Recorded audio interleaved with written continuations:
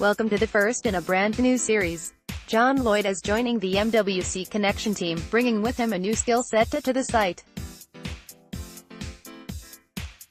He is a high school football coach, and has a background in film breakdown and analysis. Thus, Coach's Corner has been born and is kicking off today. The first aim of this feature will be to looking at MWC players gearing up for the NFL draft. Take a look at the tight ends today. Dax Raymond, tight end. He has shown an array of versatility in where he lines up: slot, wing, inline tight end, even split out wide. His best position, in my opinion, is as a H-back, meaning that he would be a wing-type tight end, creating holes in run game and creating holes in underneath zones in the passing game. Showing versatility in college is huge at the next level because it shows a willingness to adapt to positions and can keep him on the field for all 3 downs, and maybe even a 4th down special teamer as well. Raymond appears to be an able and willing blocker. He makes jarring hits on defensive ends and linebackers and can even knock them off their path, driving them out of the hole. He also appears to have a great intelligence for the game because he shows a high awareness on who to block while on the move, or even combo blocking to the next level. He also blocks with a wide base and quick feet, running his wide feet and giving him a lot of lower body balance and strength. He was asked to tray block as well, meaning that he follows a guard on a counter through the hole on the opposite side of the formation. When a tray block happens, it's important to pick up the right linebacker that the guard tackle does not take. He does a good job in identifying and adjusting to his offensive lineman's blocks and finding the correct guy to block in space. Although Raymond is not going to wow you with his superb athleticism like other tight ends in this class, he has enough to get by. He is more of an explosive athlete, rather than a top-end speed athlete. His NFL combine numbers reflect his tape that way. He ran an average 4.73 in the 40-yard dash and was average at the bench press, repping 225 pounds 15 times. Where he won at the combine is the broad jump 109, and the vertical jump 32 inches, showing great power in his hips and legs in those events. His tape reflected those times and nothing stood out poorly at the combine, which is huge. Lastly, Raymond has above-average hands. He shows a willingness to fight for the difficult catch and can even get jump balls. While his numbers might not reflect a high amount of targets, when he was targeted, he showed that he has a big catch radius and strong hands. On top of his hands, his after-the-catch power and speed reflect his combine numbers: a quick, explosive athlete. He is strong enough to fend off safeties and fast enough to take on linebackers. His frame is what also makes him special prospect: 6 feet 5 inches, 255 pounds. Where he needs to improve, Raymond has a lot of strengths to his game. However, there are still things he needs to work on at the next level. For one, his route awareness ability could use some help. While watching tape, Utah State appeared to run a lot of RPO plays. In those plays, it's extremely important to choreograph everything perfectly, so I'm not going to worry about some of the plays he shows a slow first step or cutting out of breaks slower than usual. That being said, he still struggles with rounding routes, not making crisp breaks out of those routes. Out routes cannot be rounded as much at the next level. He shows a toughness going over the middle and getting vertical, but I worry that his top-end speed might affect that at the next level. He uses his strength, rather than his finesse, to get by linebackers. He shows a good amount of hand-fighting techniques to get hands off of his body when linebackers are in zone coverage. In man coverage, he does not show that he stems his roots to a side of a defender, instead, tries to take on defenders with his entire body, which is fine at the Mountain West Conference level, but not at the NFL. Despite that, he deciphers whether a defense is in zone or man quickly and adjusts his routes accordingly. He ran a lot of the same routes week to week in college, like over routes or deep crossers, and would like to see him develop more routes compared to what his college coaches gave him. Another things Raymond needs to work on is staying on his blocks. I know he missed time with a broken hand, but even before then, he struggled to lock onto defenders and get his hands extended. However, when he extends his hands and arms, linebackers and edge players have a hard time getting out of his grasp. When a defender gets inside of his wide frame, that's where the defender wins and is able to get off his blocks. He appears to make great initial contact, which is great. He just needs to control defenders a little bit more and his blocking would be elite.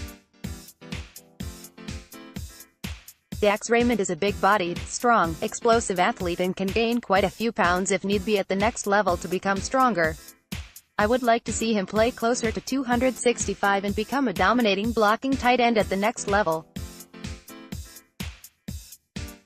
Raymond is going to make a great second tight end and special teamer at first and might even start a few games here and there. He has a high floor and his ceiling is a little bit lower than the other Mountain West Conference tight ends, which makes him a quality guy to pick him up around the 6th round. The reason I say that is because he's quite a bit older than most players in the draft at 24. I have a late 5th, early 6th round grade on him, and if he's drafted around then I would not be shocked at all.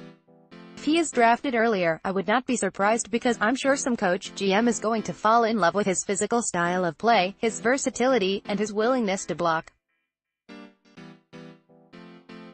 Josh Oliver, tight end. The first thing that jumps out on tape is how much he is involved in every aspect of their offense. Keep in mind that San Jose State's record was nothing to write home about, but he played hard despite their lackluster performances on both sides of the ball. Oliver's run-blocking ability is at high level. He punishes small defenders with long arms and strength at the point of attack and has a great first punch. He can block small defenders because he is quick, a good athlete to keep up with smaller defenders' ability to run around blocks. On bubble screens, he would line up either in the outside slot or out wide, and you can see how good his blocking really is. He can square up small defenders and keep them on tracks to allow his teammates to get open in space with the ball in their hand. Not only can he block and push around smaller defenders in space, he can move bigger-bodied ends and linebackers in the inside game as well. The Spartans would use him a lot as a lead blocker in the hole and also as a blocker to clear out the backside end on zone plays. With bigger defenders, he chops his feet well with a wide base and makes sure he punches and keeps his hands extended. He can also block as an inline blocker in a three-point stance, a rarity in today's college spread game. Oliver also shows that he can block edge rushers while passing. It's surprising how well of a blocker he is as a pass blocker because he is such a good threat in the receiving game too. Not only is Oliver's blocking skill elite, but his hands and adjusting to the ball are really good as well. He looks to hands catch everything he can instead of letting easy balls go into your belly and accidentally dropping them. Even on bobbled catches, he still tries his best to get his hands in the right position to control the ball. You can tell how strong he really is just by him grabbing passes that were errant or off target. On jump balls and diving balls, he can really control his body better than most tight ends in this class. He shows great body awareness on outer throws and good positional awareness on inside, seam throws. He rarely gets hit hard or loses the ball. I could easily see Oliver at the next level split out wide on the goal line against a safety and go up and get jump balls or run slants in traffic.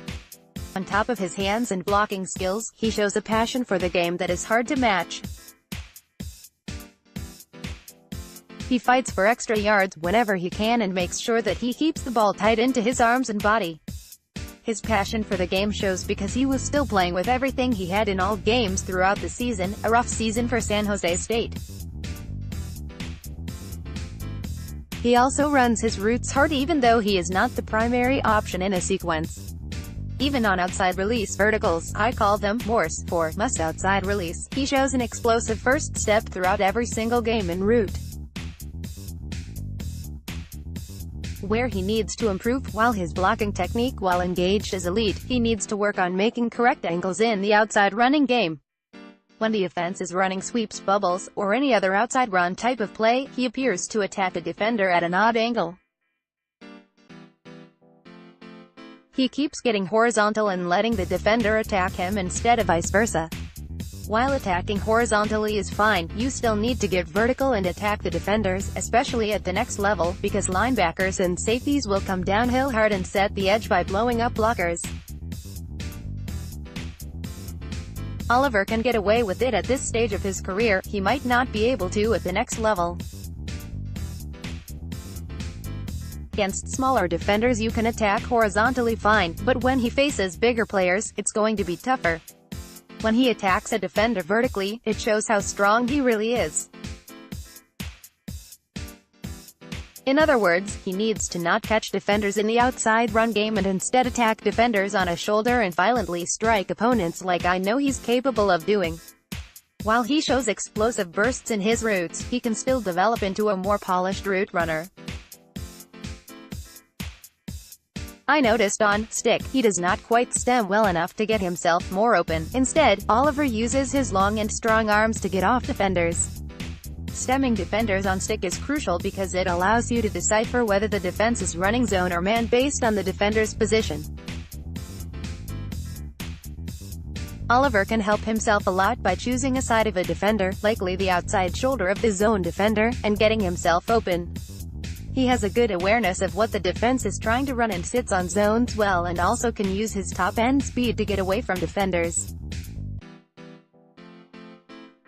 Another picky thing I noticed was that on out routes, he does not whip his head around fast enough and sometimes the ball is on him before he can even get his hands out.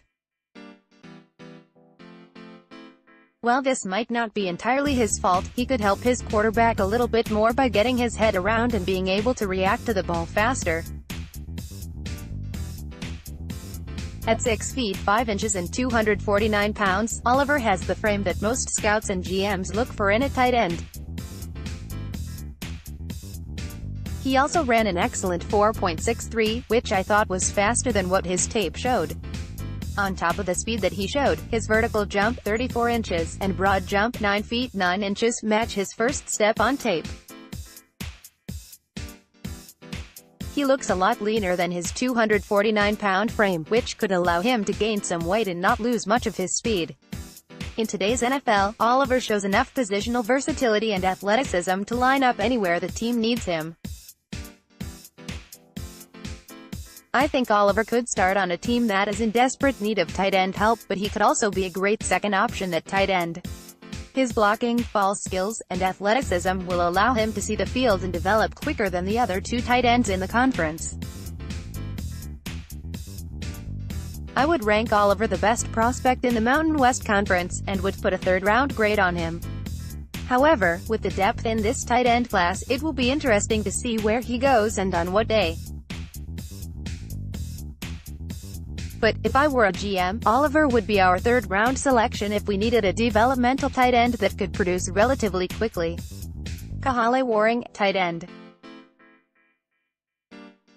The Aztecs wanted to run the ball until time stopped. However, when they wanted to pass, Warring was a solid option for them.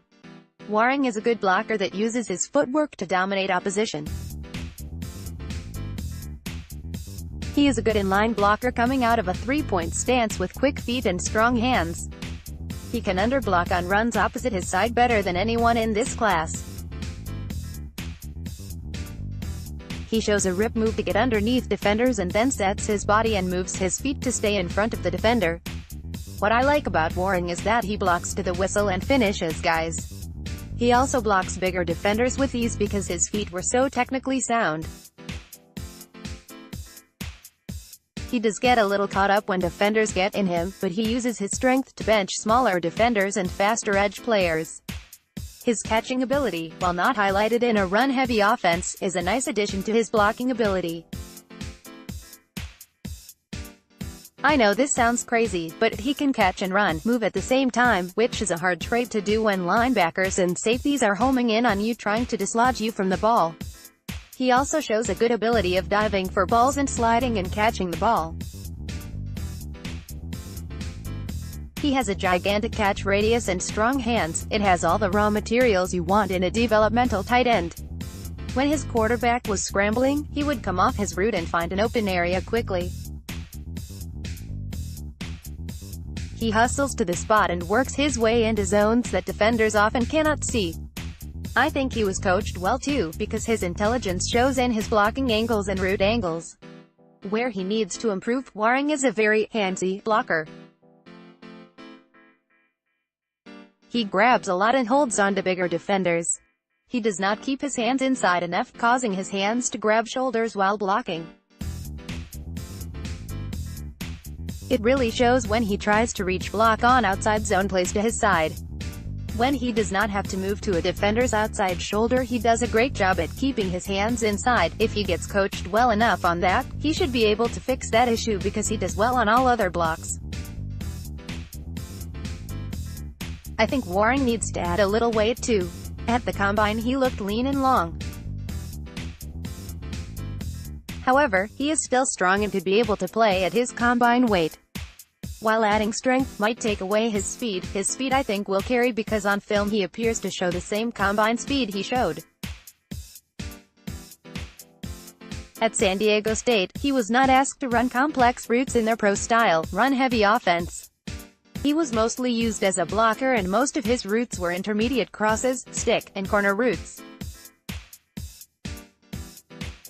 Not saying that he cannot adapt to the changes an NFL offense will bring, he just did not show a route tree you want to see on tape. Again, not his fault. Kahale Waring is another 6 feet 5 inches tight end coming out of the Mountain West Conference. He ran a 4.67 at 252 pounds while repping 225 19 times in the bench press and jumped way above average, 36.5 vert and 122 broad jump. His speed was slightly surprising. I didn't think his tape matched a sub 4.7 speed, but he might have trimmed down and started really worrying about the combine's measurement on speed. While he's not as polished as Dax Raymond or Josh Oliver, I think Waring could be an interesting developmental tight end because he has all the raw materials you want in today's tight ends. He showed that he is strongest as an inline blocker, but I think he might be able to play in the slot at the next level and even as a wing in multi-tight end sets. He did not play a lot in some games, but his raw ability and athleticism are what makes Waring an intriguing late-round flyer. I would put him in the late 6th, early 7th round range. I think some team drafts him in hopes that his extremely high ceiling can be met. And at the level in the draft, that's what you're looking for the most, a guy that can be developed without any ridiculous expectations. How I would rank the 3 tight ends in order: 1. Josh Oliver, 2. Dax Raymond, 3. Kahale Waring.